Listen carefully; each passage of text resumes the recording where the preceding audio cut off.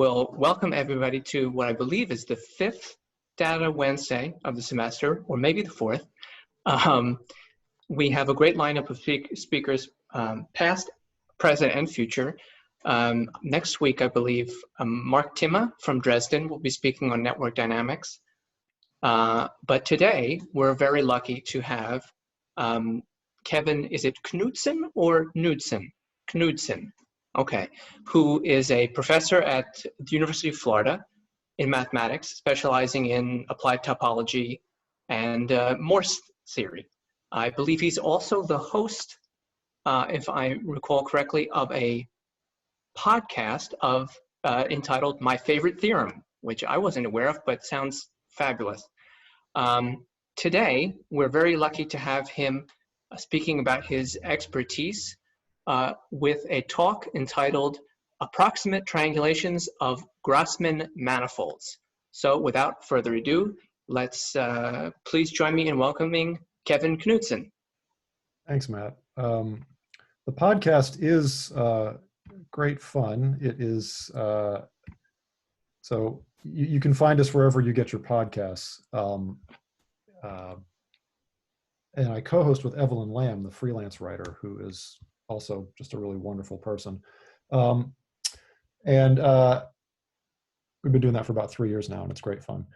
So this is, thanks for having me. I was supposed to, so Alan and Emily invited me. I was going to be visiting Providence back in April, but then things happened. And so here we are. I'm glad we're able to do this virtually now, at least. So this is, let me go back a page here. This is, well, this is a strange thing that I just started thinking about one time, and I don't know. It's fun. It turned into a very interesting project, and so let's just sort of see what we got here. So so here's the outline. I'm going to tell you a bunch of things, and then I'm going to give you a bunch of examples, and the examples are really the more interesting part. And I don't know how many people are familiar with topological data analysis here, so I'll try to give a sort of self-contained introduction. So here's where we go. Now, here's a question. Can you give me an explicit triangulation of the Grassmann manifold? So let me remind you what this thing is, in case, you know, maybe you don't even know, but you do know some of these things.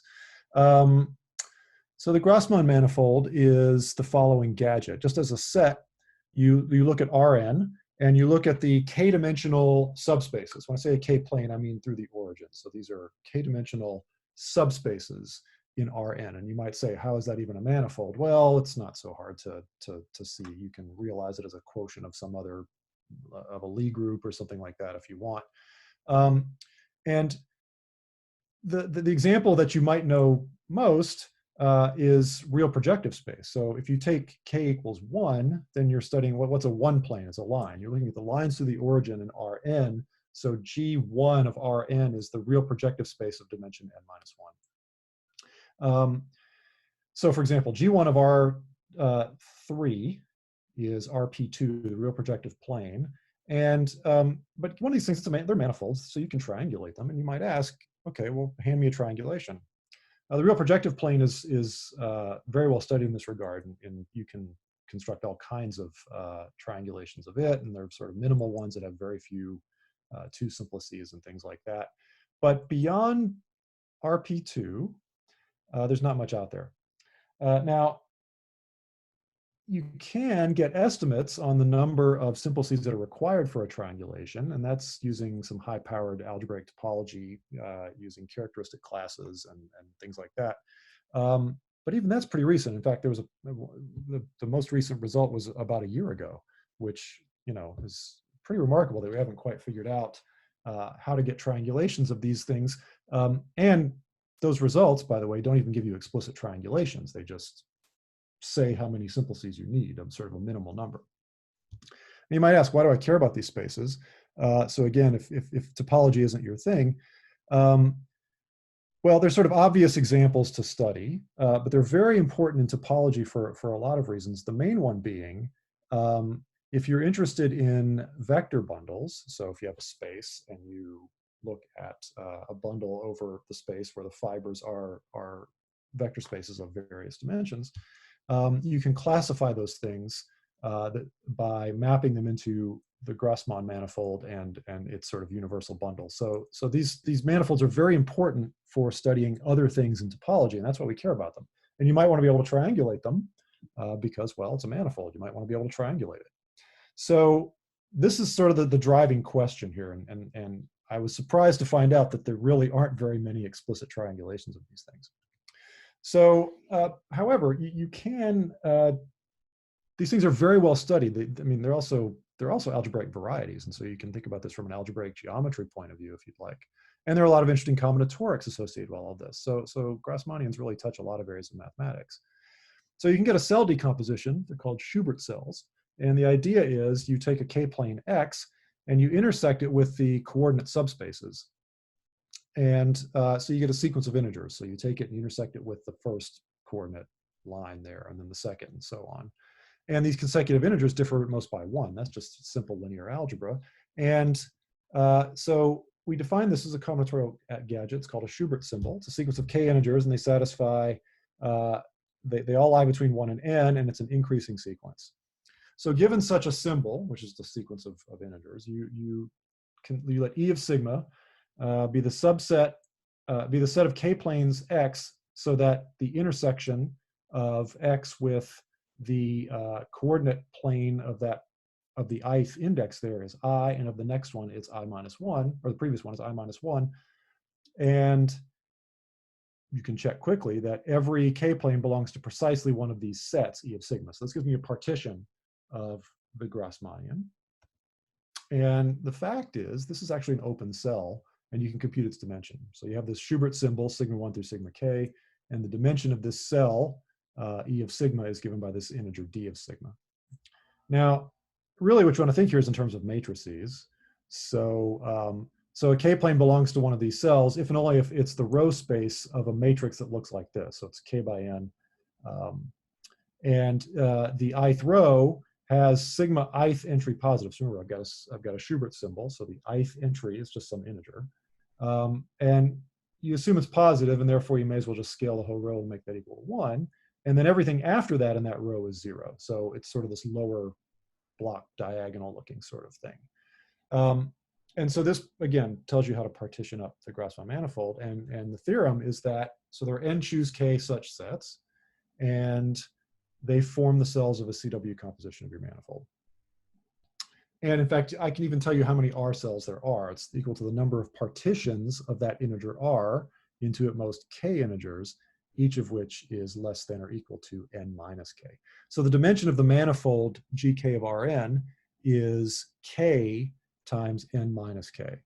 So again, thinking about projective spaces, that's the case k equals 1. G1 of Rn is real projective space of... Excuse me, Kevin. Yeah. Sorry to interrupt. Oh, yeah. It seems as if you're referring to other slides, but for the moment we can't see them. Maybe you're just... Oh, wow. Okay. That's interesting, because I am scrolling right through these things on my... Oh, okay. Okay. All right. If you're in a presentation view, Yep. you might not have shared that view with us. Yeah, that Right. I fall prey to that sometimes. Now Okay, you can, okay. no problem. Oh, my bad. Okay. Okay, so I won't say everything again. I apologize for that. You know, we've been using Zoom nonstop for like 8 months, right? And we still, I still learn something new every day. I still, things don't work like I think they're supposed to. So again, Schubert cells, you get these sequence of integers. And so maybe this might have been a crucial thing to see is the matrices look like this. You've got a k by n matrix.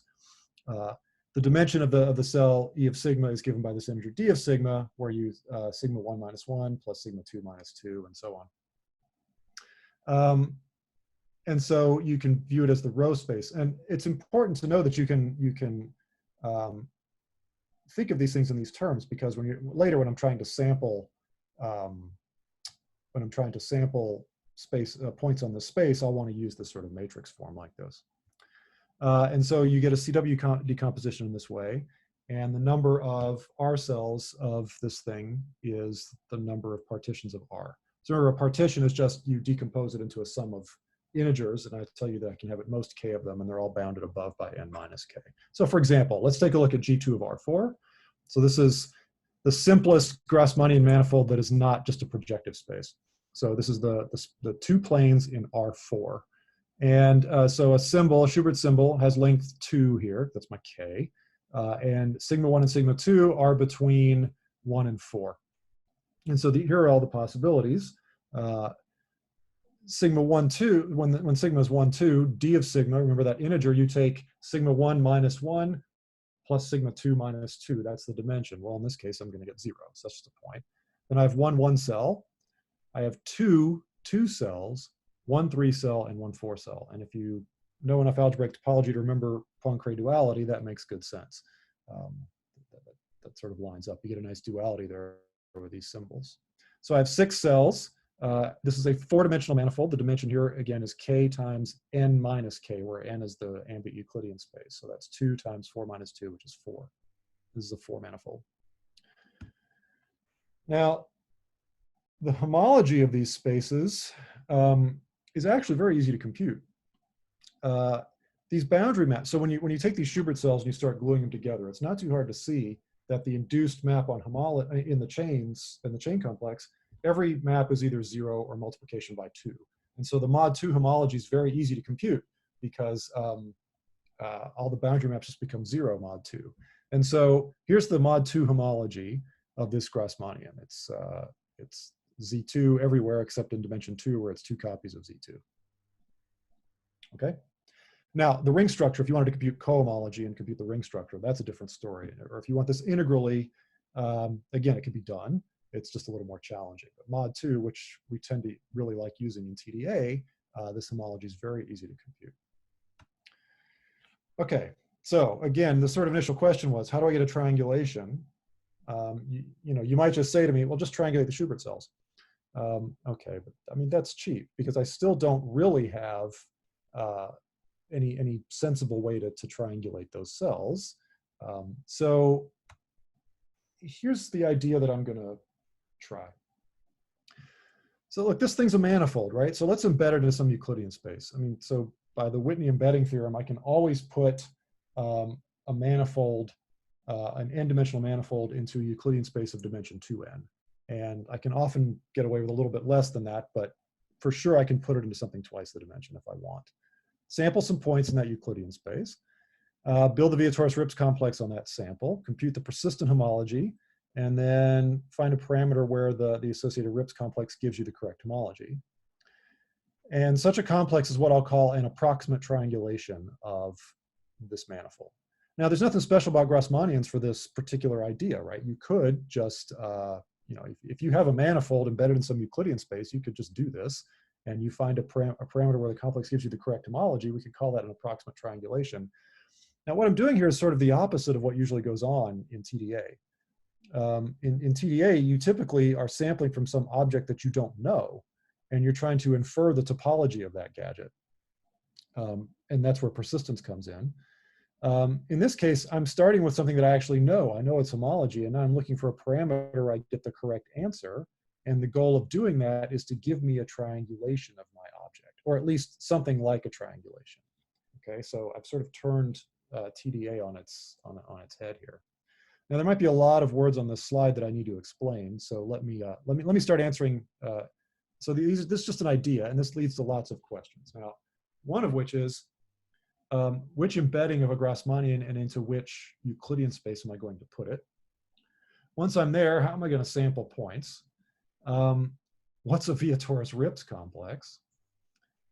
This manifold is pretty high dimensional, right? I mean, even something like G2 of R6 is what, 2 times 4? That's an 8 manifold, for example. So that dimension can get pretty large, and most persistence software that you're going to use will run out of memory before you compute all the homology. So that's a problem. And I only mentioned Z mod 2 coefficients for homology, and how do we know that's good enough, right? I mean, mod 2 homology doesn't distinguish between a torus and a Klein bottle, for example. So how do we know that just computing Z mod 2 is good enough? Well, here's some answers. The first question was about embedding. So in theory, and there's been a lot of work on this. This goes back to the 40s and 50s.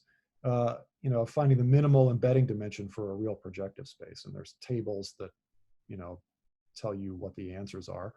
And in theory, you can embed them into fairly small Euclidean spaces sometimes, and some of them are just terrible. If you're talking about real projective space of dimension a power of 2, then it's sort of the worst case scenario. So RP2 can only go into can only get into R4. You can't get it into R3. But even knowing the minimal embedding dimension isn't especially useful, because those things tend to get proved again, sort of using these characteristic classes and algebraic topology arguments. And there's no explicit formula that's going to say, okay, here's how you embed RP5 into Euclidean space of dimension 9, which I think you can get it into. Okay, so that's a problem. Now, if you want an isometric embedding, in other words, if you want to preserve distances between points, there are explicit formulas, and weirdly, they're fairly recent. But the minimal dimension for embedding RPN is n times n plus 3 over 2, and that gets pretty big in a hurry. And so that's one issue. I mean, just finding Euclidean space to embed it into is sort of a problem.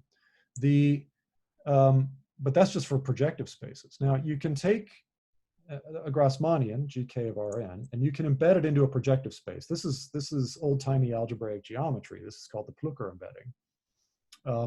And it embeds into projective space of the n choose k dimension Euclidean space. And it's actually not too hard to do. Really, that's the projective space over the kth exterior power of Rn, and there's kind of an obvious map to use. But then you have to embed that projective space into a Euclidean space, which sort of throws you back to the first question. Now, what I'm going to do, because it's sort of the simplest thing to do, K-planes in Rn, that Grassmannian, turns out is diffeomorphic to the space of symmetric, idempotent, n by n matrices of trace K. And I'll explain to you later what the map is that actually realizes that. So symmetric just means that it equals its own transpose. Idempotent means that if you square it, you get the matrix back. And trace K, well, trace K. So this gives me an easy way to sample points, in some sense. But then I'm in a Euclidean space of dimension n squared. So for G2 of R4, which I'll do an example later, I'm in 16-dimensional Euclidean space. So that's a pretty big space, and things can get a little unwieldy. But let's forge ahead. You might be wondering, what's a Vietoris-Ribbs complex? So let me remind you of that. If I have a finite metric space, X, then the Vietoris-Ribbs complex, and I fix a non-negative parameter, real number R. The Ribbs complex is a simplicial complex whose vertex set is my set X. And I get a K-simplex when I have a set of points in my metric space whose diameter is less than R. So, when R is small, you might not get very many simplices, but as R increases, more points will get, will be in diameter of that range, and you'll get a simplex showing up. One thing to note here is that if I increase the parameter, I get an embedding of these Ribbs complexes. So the complex corresponding to parameter R sits inside the complex corresponding to any larger parameter, and so I get this nested family of complexes. Okay. So here's a picture, and what you should be thinking here is, I started with this discrete set of points, which look like they're sort of sampled from a wedge of two circles like this. And in the beginning, the Ribbs complex is just discrete like this. Nothing gets joined together. But as I let imagine you have these balls growing around these points. When two of these balls touch, that corresponds to a certain radius where 2 points are close enough together, and I would join them by an edge. And as those radii increase, I'm going to get more edges. But then whenever 3 things lie, within a certain range of each other, I get triangles appearing, and then tetrahedra and higher dimensional simplices and so on. Now, why is this a good thing to do? In other words, why does this sort of model the topology of your space? Well, you can see there is sort of a sweet spot here, that's sort of right at the very end, where I'm getting something that, while it has some higher dimensional stuff glued onto it, The one skeleton of it looks like two circles, which is what my data set sort of looked like in the first place. So, so this seems like a reasonable thing to do, and there are theorems which sort of guarantee that yes, this is in fact the right thing to do, or a thing to do. You'll also notice that I have no idea what this, what the right parameter is going to be for when I get the sort of right topology of my set. And also, if I let the parameter keep going, and I stopped it here at a certain point, but imagine just letting the parameter get really, really, really big to where the whole set, bigger than the diameter of the whole set, then I just get everything's inside of one big disk. And so the Viator-Schrips complex in that case just becomes contractible. It's just a big simplex. I get every possible edge, every possible face. So, so fine, these Rips complexes are nice. Now, and that's an old idea. It goes back to I want to say the 1920s or maybe even earlier. This is the idea behind persistent homology, though. So suppose I have a simplicial complex and an increasing filtration by subcomplexes. And what you might think here again is sort of your growing, the Rips complexes are an example of this, where you pick some big parameter where it sort of contains everything, and then you have the smaller parameters R. And again, since everything we're talking about today is discrete, the sets are discrete. There's only a finite collection of parameters where these complexes even change. And so homology, being functorial, is great. So you then take homology with coefficients in a fixed field K, which we almost always take to be Z mod 2. And I get a sequence of homology groups and linear transformations like this. And so a homology class might come into existence at some filtration level. Again, think of the picture of the figure 8 that I had earlier. Sooner or later, you kind of get a circle that shows up. That's a homology class. It comes into existence at one time. We call it, say it's born then. So one of two things happens. Either it maps to 0 later, okay, in other words, that cycle that represents it gets filled in, or it just hangs around forever, all the way to the whole complex. And in the latter case, it's really a feature of the whole complex K. In the first case, it may or may not be significant depending on how long that interval is.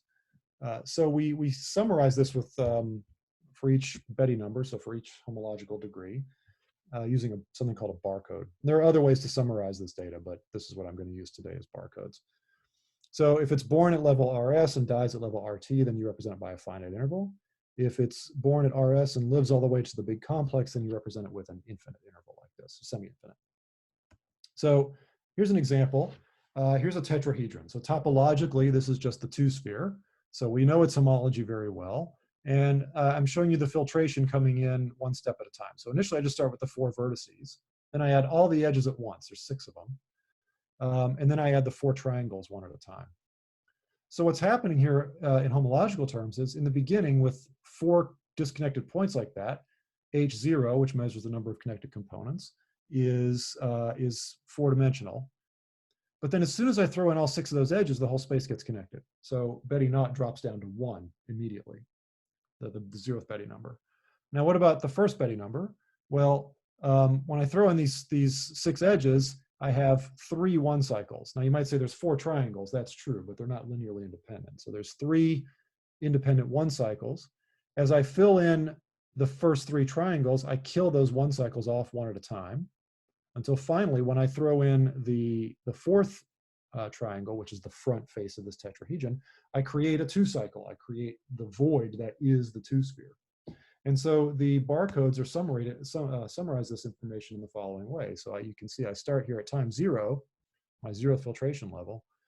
I have 4 connected components. Then at time 1, I throw in all those edges. And so I just have 1 connected component remaining. So the top barcode there is for 0-dimensional homology. The 1-dimensional homology is there in the middle. That, at time 1, when I throw those 6 edges in, I get 3 independent 1-dimensional cycles that die off one at a time as I add in the first 3 triangles. And then when I add that last triangle at time 5, I create a 2 cycle. In other words, I create this 2-dimensional homology class, which is the sphere itself. Okay, so that's persistent homology in a nutshell. And the philosophy is, since we don't know which RIPS complex is going to give us the correct homology, or tell us the underlying topology of the space that we've sampled from. We build all of these things and then look for those features that persist to get a sense of what we think the underlying topology is. Okay. Going back to my list of questions, let's see.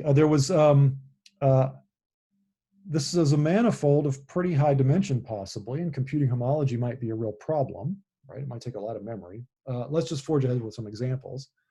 What about the Z2 coefficients question? Well, we could also compute Z mod 3 homology, say, and check that. I mean, so for Grassmannians, all the homology is either, all the homology groups, have a torsion-free part, but then the only torsion that could appear is Z2. So if you compute the Z3, you're effectively computing all the homology. And so if that's correct, we can be confident about our approximate triangulation. And then another question that I didn't ask before, but one that you might naturally ask, how many points do you need to sample? So there's a result of Niyogi, Smale, and Weinberger, which gives you an estimate on the number of points you need to draw from a manifold to get the homology correct with high probability. But for even something as small as RP2, their result says, if I want to get probability at least 99%, I have to sample 10 to the 7th points roughly. I mean, and surely we don't need that many, and you'll see soon enough that we actually don't. So, so those are all the questions that I brought up, and I think it's best just to look at some examples now. So remember, here's the idea. I'm gonna sample some points on this space. First, I'm going to embed it into some Euclidean space. I'm going to sample some points. I'm going to compute persistence and then try to see if I can get the right answer somewhere, and then that'll be an approximate triangulation. So RP2, nicest, smallest thing you can imagine. It's a 2-manifold. It's non-orientable. Only has one side. So everyone's favorite embedding of RP2 into R4 is given by this one. So really, this is a map from the 2-sphere into R4, but you can check that it takes antipodal points to the same place, and so it factors through RP2. And if you just grab 100 points on the sphere and use this map to get points in R4 that lie on this embedded RP2, and you compute persistent homology, these are the barcodes. So I've got dimension 1 on the left, so H1 on the left, H2 on the right. I'll never show an H0 barcode because they always pretty quickly settle down to 1 bar. These spaces get connected pretty quickly. There is a tiny place where you get the right answer. It's, I hope you can see my cursor. So this bar ends right there, but this one's still alive. So there's a 1-dimensional homology class in this little chunk right here, and also a 2-dimensional homology class in that same range where it works. And so with 100 points, I can just barely get an approximate triangulation at a RIPS parameter of around 0.87, where I get the right homology. But then things just sort of get messy. So 100 points works. Of course, that doesn't mean this is just a random sample of 100 points. If I choose a different sample of 100 points, it may or may not work. I'll get different looking barcodes. And it only works some of the time. If I go up to 200 points, though, things look a lot better. So again, with barcodes, you get a bunch of noise and persistence, these sort of 1-dimensional classes that, some of them are longer than others. But eventually it all settles down and you see that we get this really nice, long, persistent 1-dimensional homology class. And so the homology of RP2 with Z2 coefficients is it's 1-dimensional in dimension 1 and it's 1-dimensional in dimension 2. And you can see we get a very nice, long, 1-dimensional bar. And then it's sort of interesting, here things pop up early, but you fill them in. Here you get this nice long one coming, and then some stuff starts to pop up that doesn't fill in until much later. So 200 points works really well. I could certainly get away with fewer. 150 points tends to work pretty well too. There's a nice long interval here where I get the correct homology. So just as a proof of concept, I see that I should be able to find some range in homology where so I've got a decent approximate triangulation here. Okay.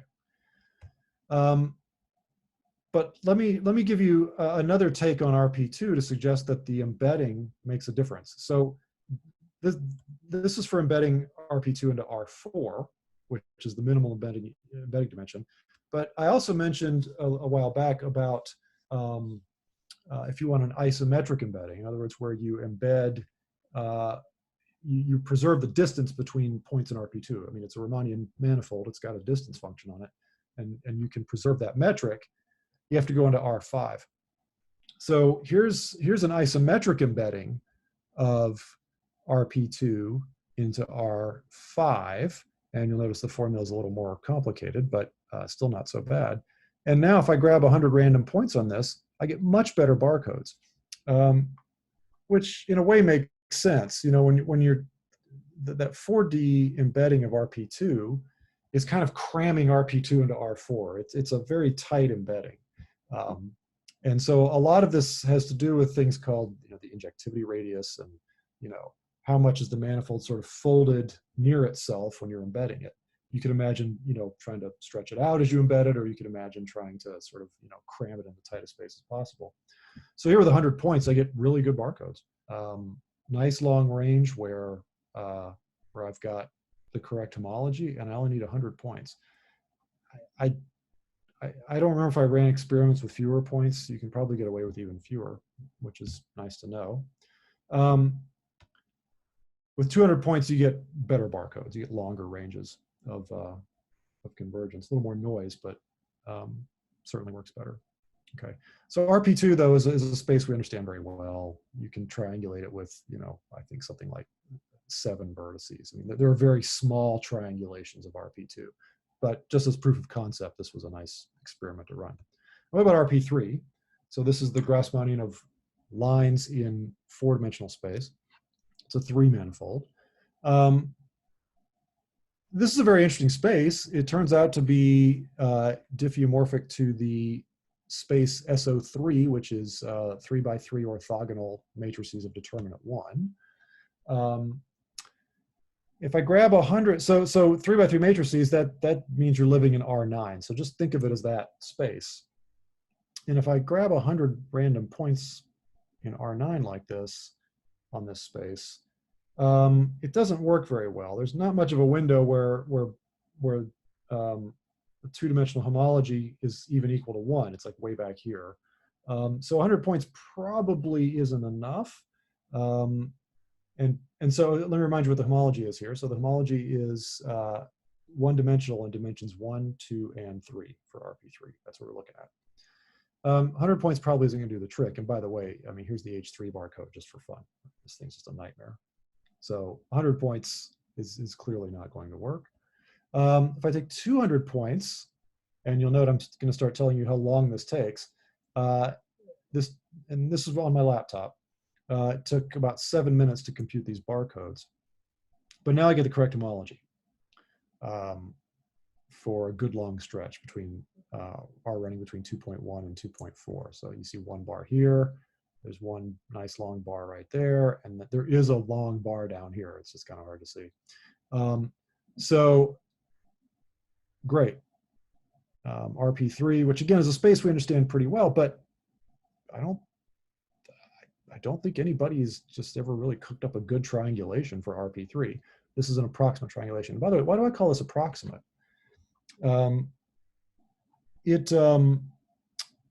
The vertices lie on the manifold, but when you start connecting those vertices up with lines, there's no guarantee that, you know, those lines stay inside of RP3, right? And that's what you would really want. You would want to draw your simplices on the inside the manifold itself. And here I'm just sort of taking vertices that live on the manifold, and then I'm connecting them up in a certain way, in such a way that the homology I'm getting is correct, which then, you know, one sort of hopes that you're getting the right homotopy type. But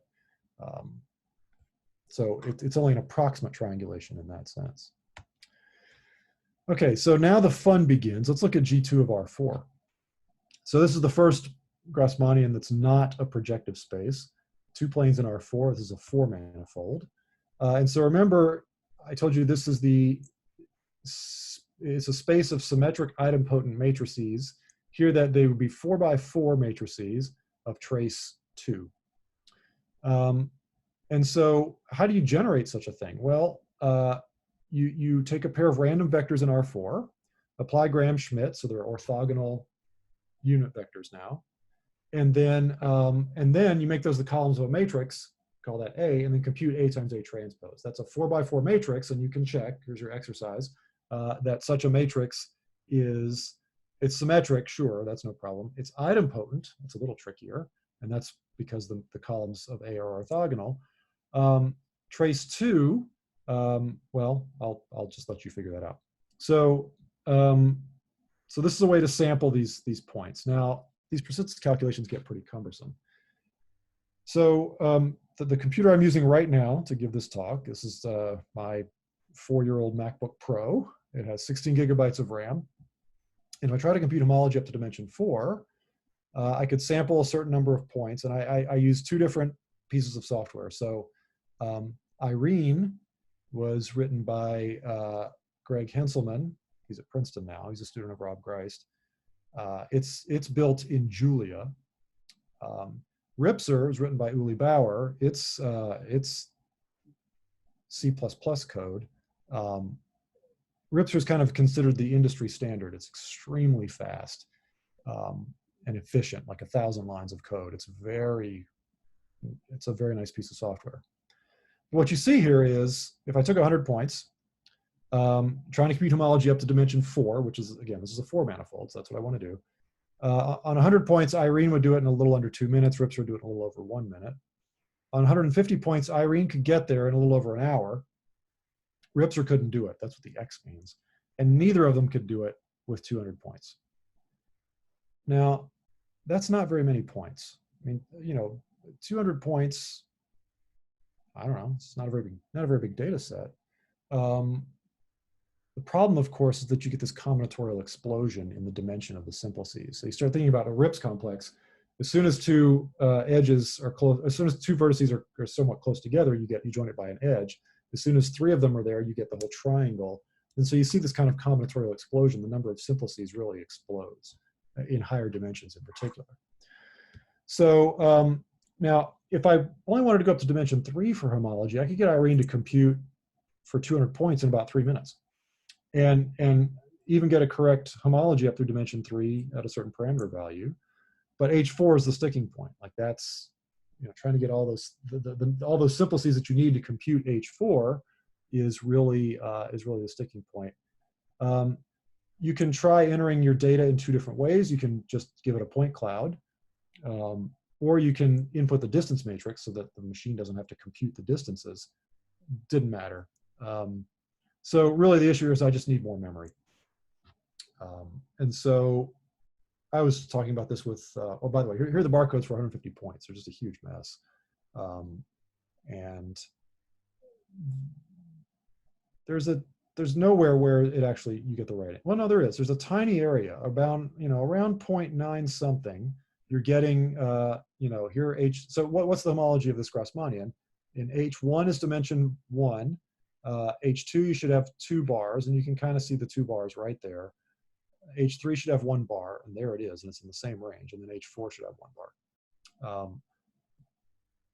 But this is just a big mess in H4. Okay. So I was talking about this with Michael Vedemo Johansson, who's at CUNY Staten Island, and he offered up his machine. It has 256 gigabytes of RAM. And so I put this 200-point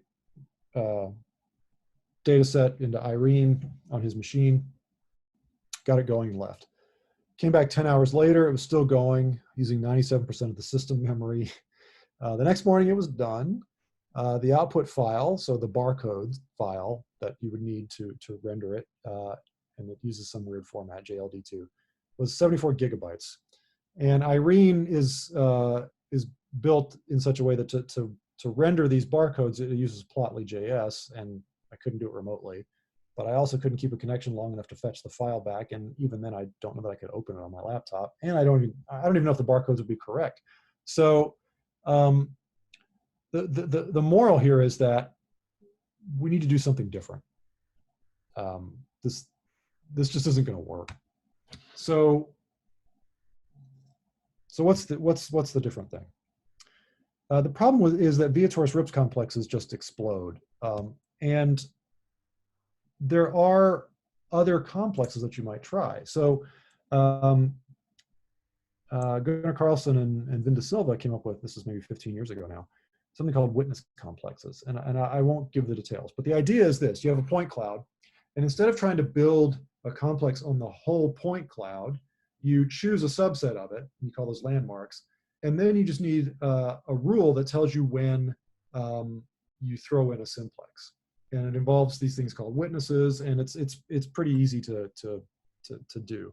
So we call these complexes W of X, L, R. L is the landmark set, X is your full set, R is a parameter. And again, they embed inside each other as that parameter increases.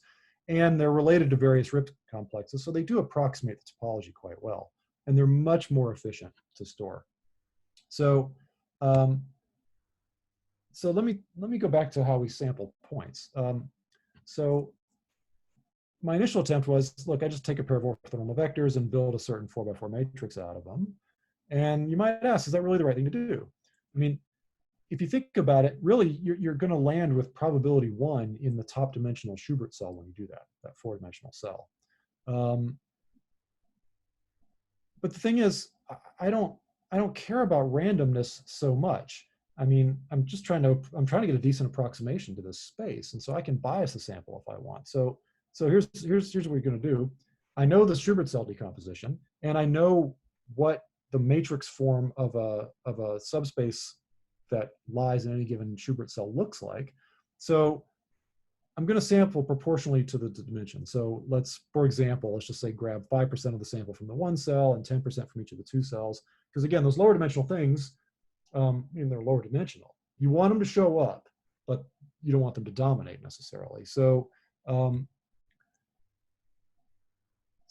that's the idea. I know the form for each Schubert cell, generate a random such matrix, which isn't too hard to do, then take A times A transpose. But if you think about that for a second, if you take that row form that I gave you, or equivalently make it a column form, then you're going to get very specific kinds of things when you take AA transpose, and they're going to sort of mostly live in an upper block. So you don't want that. So just to move it around enough to get a sort of spread out the sample, I pick a random 4x4 orthogonal matrix and conjugate this matrix that I've generated by that. And so that'll spread things around G2 of R4. So here's what I did. I generated 5,000 points on this 4 manifold using, proportionally into each Schubert cell. And then I built the witness complex on just 100 landmarks. So remember, Viator's RIPs with 200, a machine with 256 gigabytes of RAM took, 15 hours to not give me the answer. 100 points on my desktop machine at work with the witness complex yielded this barcode. Now, not every time, but most times. This is exactly the homology. And it's not even messy. I mean, I've zoomed in a bit. You'll notice the scales here are different all the time. But the H1 bar is just beautiful from the beginning. H2, yeah, there's, way back here off screen somewhere, there's a bunch of junk that sort of dies out eventually. But, there's these 2 dominant bars. And in H3, there's this 1 dominant bar. And in H4, there's 1 really dominant bar. And so that's the right answer. And I also mentioned that, okay, well, how do you know that just because you get it for Z2 that this is the right thing to do? Well, you compute it with Z3 coefficients, and you can see there's more noise here. But again, this is the correct answer. With Z3 coefficients, H0 and H4 are one-dimensional, and the other 3 are 0. And you can see they die away. So here's this witness complex, which is a simplicial complex on 100 vertices, is a good approximation to this Grassmannian. Now, a minimal triangulation for such a Grassmannian, I think, requires some small amount of vertices. It's actually way less than 100, but no one's ever constructed one. You just know that you need at least a certain number. So, still to do. More calculations, of course. If you try to do G2 of R5, that's already too big for my desktop. So these last barcodes, by the way, were done using a piece of software called JavaPlex, which is a JavaScript shell for persistence calculations that just plugs into MATLAB. And so my desktop machine at work, which it's sort of a run-of-the-mill PC, couldn't handle G2 of R5. I could get it to do the witness complex on maybe 50 points, but G2 of R5 is a 6 manifold. So I need more memory. Interestingly, UF in the last few months is making this big push towards artificial intelligence. NVIDIA donated a $50 million cluster to the university that is going to suddenly make us maybe one of the most powerful supercomputing at a university in the world. This GPU cluster is, I mean, it's incredibly powerful, and I'm hoping to get a few cores on there to try these calculations out with one of my students. So optimistic there. I think that's it. It's my last slide. So happy to take any questions or.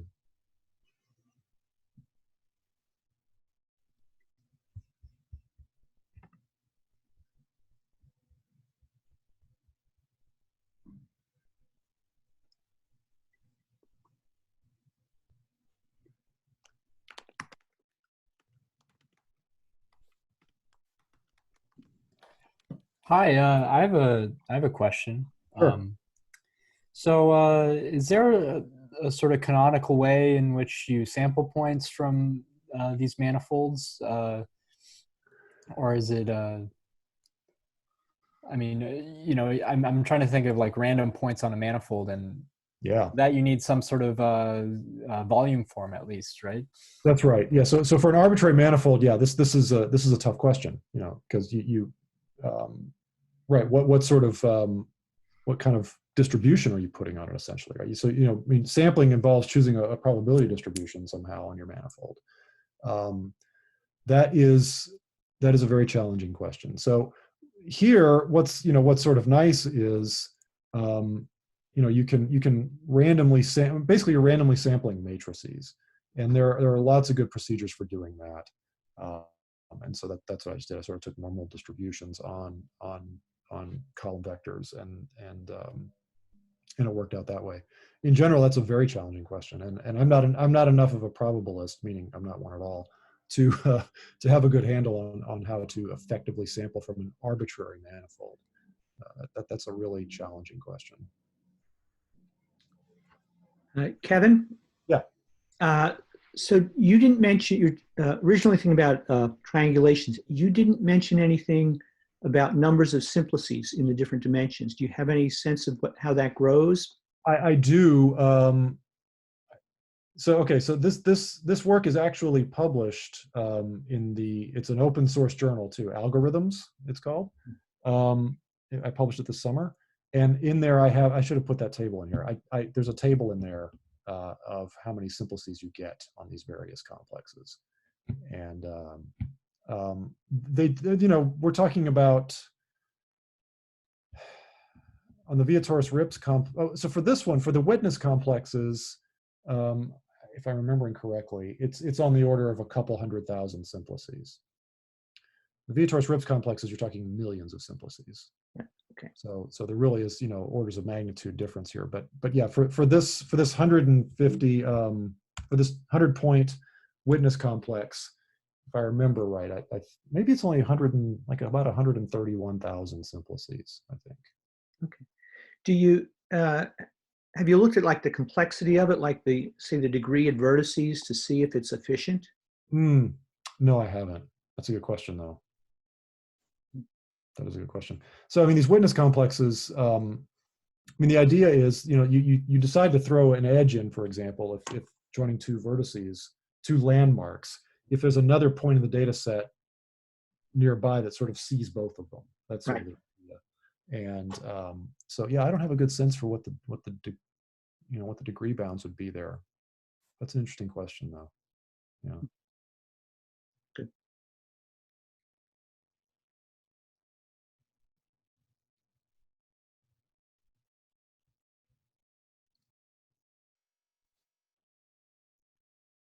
Anything else?